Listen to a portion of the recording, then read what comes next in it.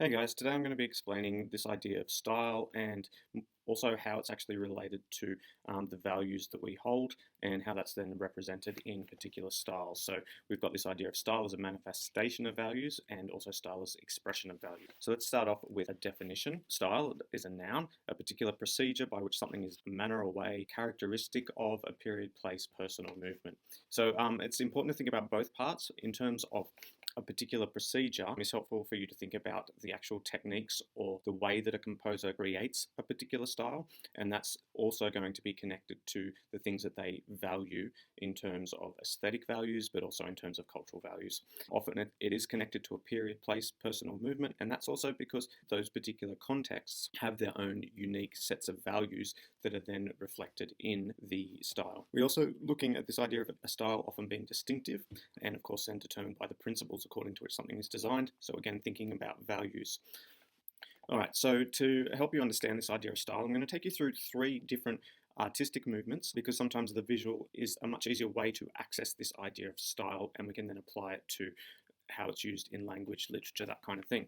So this first particular style or movement is what's called naturalism. Basically, what the artist is trying to do is create an accurate or a faithful representation of what they see in front of them. So what it's doing then, it prioritizes the information that's available to the senses, so what we see. It assumes that what we see is reality.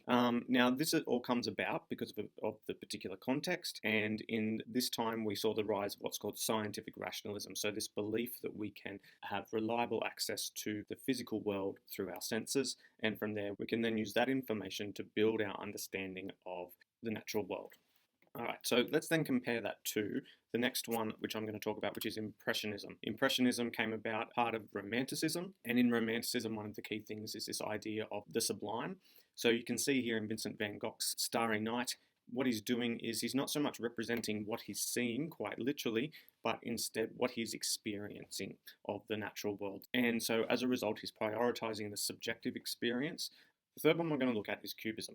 In this example, Pablo Picasso, who's one of the most famous proponents of Cubism, he's actually representing multiple points of view on a two-dimensional surface. So if you imagine that he's painting from different points of view around his subject, so in this case around the harlequin, around the person playing guitar, and then he's combining all of those together on a two-dimensional surface. So modernism and cubism both are movements that are in response to the big changes that were happening in late 19th, early 20th century. So for example, Einstein's theory of relativity, also looking at modern political upheaval and a general move away from a religious-centered political structure. Finally, we also had the introduction of the science of psychiatry.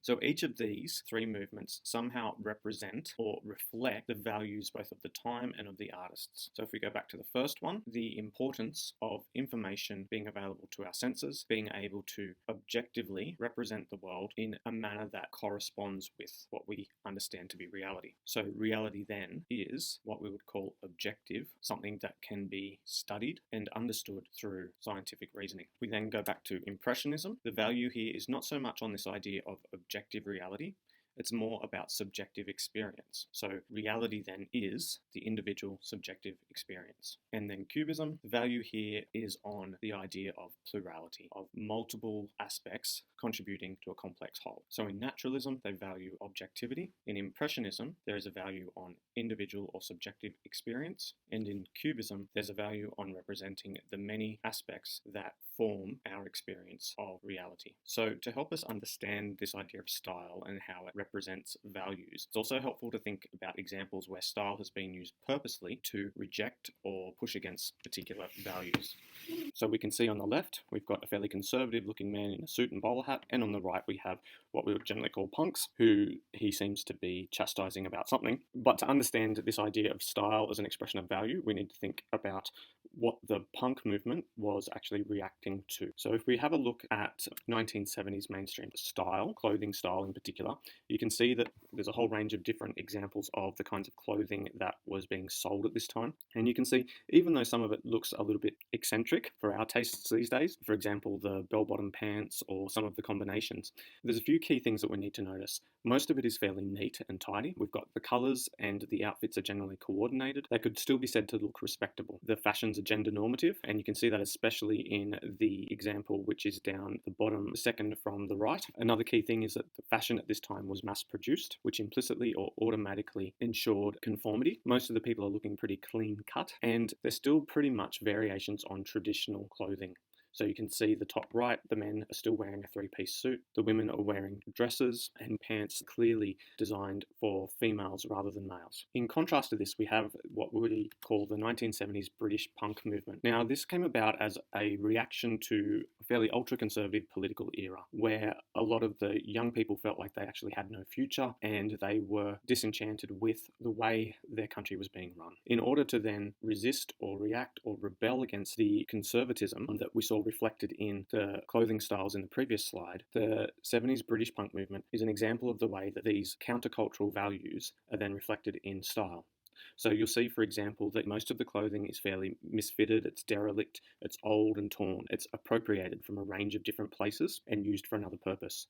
They look dishevelled, which is the complete opposite to your clean cut. A lot of it's do-it-yourself, the complete opposite again of your mass-produced clothing. It is generally subversive in the way that they're using some symbols and also in the way that they are purposefully dressing and styling hair in ways that will draw attention. You'll also notice that a lot of the clothing is more gender ambiguous. You see the girl at the top left with the shaved head, for example, and some of the other girls are wearing traditionally considered more masculine clothing. So all in all, what they're doing is they are resisting or rejecting or rebelling against the conservative values, and they're doing that by wearing something which outwardly challenges those values. Moving on then to how this can be reflected in something like literature, in this example poetry. I'm going to compare Romanticism and modernism, and we'll start off with the values that are associated with those particular movements. So Romanticism is normally associated with the importance of individualism, spontaneity, spirituality, emotion, tradition, and it's also meant to be accessible. So a lot of the poetry that was written during the Romantic period by the Romantics was poetry that was intended for a very broad audience. In terms of tradition, Romanticism engaged very directly with traditional forms, but also with mythology and attempted to create a new mythology. Again, this was in response to the rise of scientific rationalism. Modernism, on the other hand, was far more politically engaged, so it valued political engagement.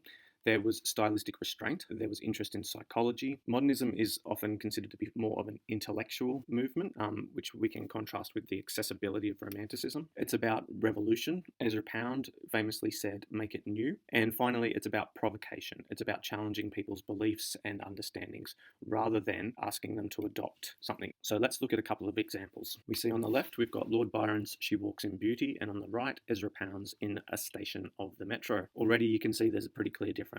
Some of the obvious things are that the romantic poem, She Walks in Beauty, goes into a lot more detail.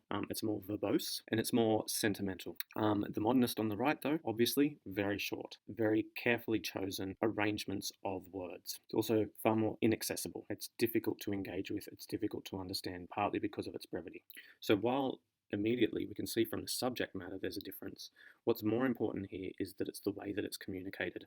What you need to do now is you need to try and work out what are some of the language features that create the style of each poem and how they then reflect the particular values of those periods. So finally, we'll come on to some related terms and tensions. So we've got this tension between content and form, which I alluded to a moment ago in the sense of talking about the subject matter as opposed to how it's constructed. We've got genre, adaptation versus appropriation, voice, convention, literary value, culture and context. So that's it for this brief presentation on style and value. Hopefully it's been helpful.